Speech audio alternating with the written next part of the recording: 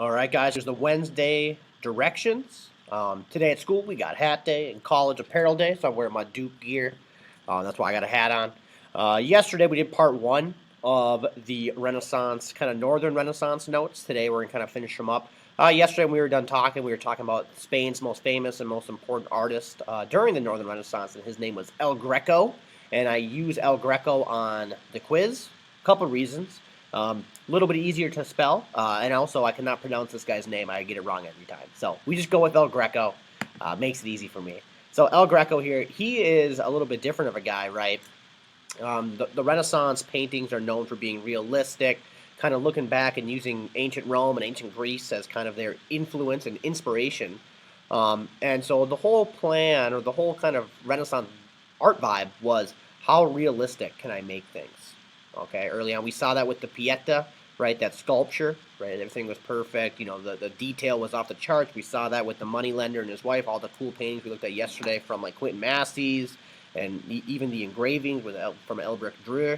All right, but El Greco is kind of a different guy. He's more famous for kind of taking a step back, and his stuff is not really realistic. He's known for elongated figures. So let's write that down. El Greco, Spain's most famous art, or not famous, well, probably famous too, but most important artist of this time, known for deliberately distorting or elongating his figures. All right.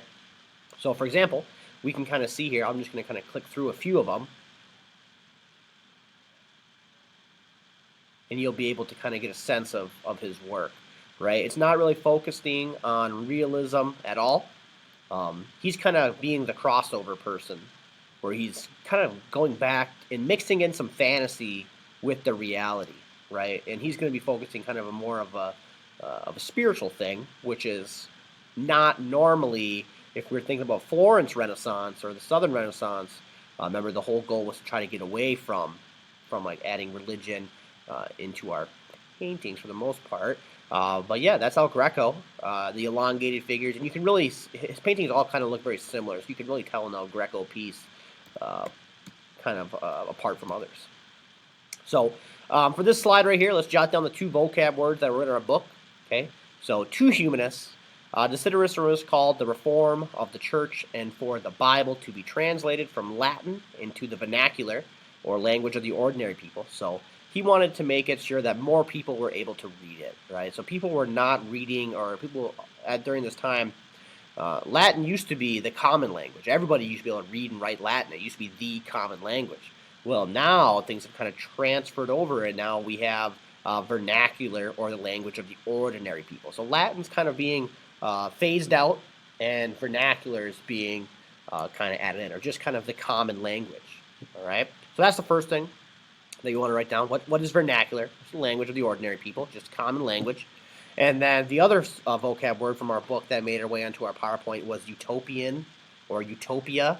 And for this one, it's a guy named Thomas More, pressed for social reform, and wrote a book called Utopia about a perfect society. So utopia used to just mean, like in this time period, utopia used to be known, like the translation would be like empty place, or like nothing place.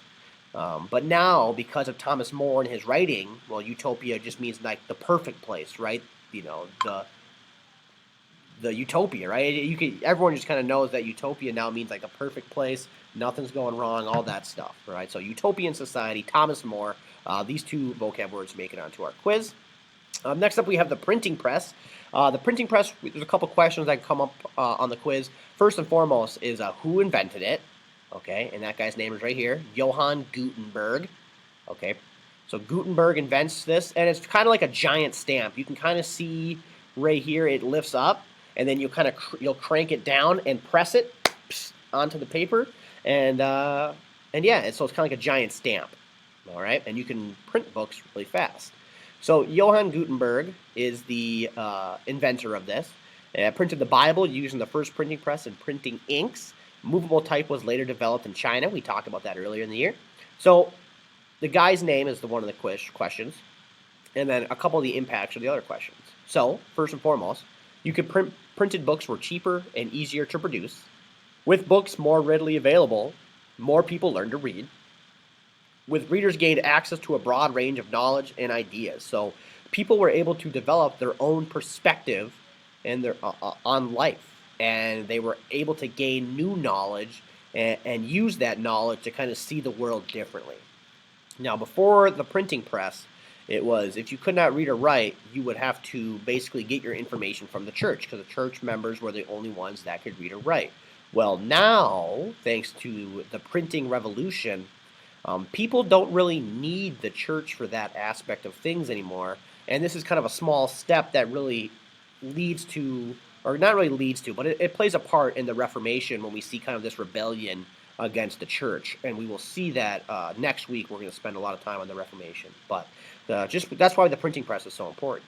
And obviously, more people are reading, more people are getting smarter. As a society as a whole gets smarter, we get new ideas, and society can advance forward with technology, architecture, engineering, a million things, right? The smarter your society is, the more educated they are, normally the better things go.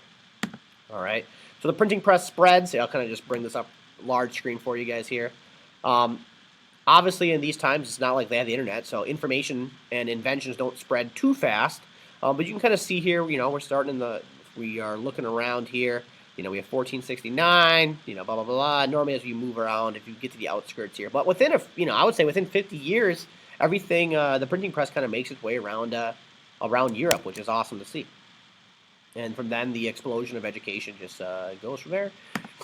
And this is our last slide. If you want to just copy this down, these are the Northern Renaissance writers, the three big ones that we're going to look at. So we have Rubles, who's a French humanist, who was a monk, physician, Greek scholar, and author. So again, the ideal Renaissance man is someone who can do it all. And Rubles, right, he writes so much. He's a physician, Greek scholar, author, offered opinions on religion, education, and other subjects. And then we have Shakespeare, he's the most famous guy to come out of this era. English poet who was the towering figure of Renaissance literature, wrote 37 plays that are still performed around the world today. His love of words vastly enriched the English language. He basically made up a bunch of words, right? And then the next guy here, Cervantes, he writes this book called Don Quixote. And Don Quixote basically makes fun of the medieval times, like chivalry. Think about Monty Python and the Holy Grail, how that's kind of making fun of that era. He's kind of did that first in his book, Don Quixote, where he mocks knights and he just makes kind of a spectacle of what the medieval ages looked like. And it's supposed to be kind of humorous, right? So we get kind of a comedy book. But also it's just a really inspirational piece and kind of a really important piece moving forward because it's just such a different writing style. But yep, so copy down this chart. This will help you out on the quiz. And that's our last slide for today. And then we'll be moving on next week into some architecture stuff. And then we'll just look at the Reformation, and then we'll be good to go. So our quiz won't be next week. It'll probably be the week after. All right. And the quiz is probably going to be a lot longer than normal. Normally what I do, if you haven't never had me before as a teacher, I normally just try to have 25 to 27 multiple choice true-false questions worth 2 points each. So I want the quiz is somewhere between 50 and 54 points normally. But for this unit, we have so many little ticky-tacky questions like who painted this, who wrote this, who sculpted this. There's a lot of those questions. So it might end up being 50 questions that are 1 point each. So still 50 points total, just double the questions. All right, so keep that in mind. I will let you guys, I'll keep you guys in the loop, obviously, especially you online kids, and kind of what we're thinking. I'll probably talk to my classes about it, see what style they would like, and we'll kind of just gear it off that. But anyways, that's it for today. Tomorrow will be a reading guide. I'm actually taking tomorrow off, so if you have questions or something like that, if you're emailing me, I won't be around tomorrow, so kind of just maybe hang on to those, or you can still shoot me the email, and I'll get back to you on Tuesday when I kind of get back from my mini vacation. But yeah, I hope you guys have a good weekend. Do something fun. Enjoy the outside. It's supposed to be nice out. But yeah, have a good one, guys, and I'll talk to you guys later.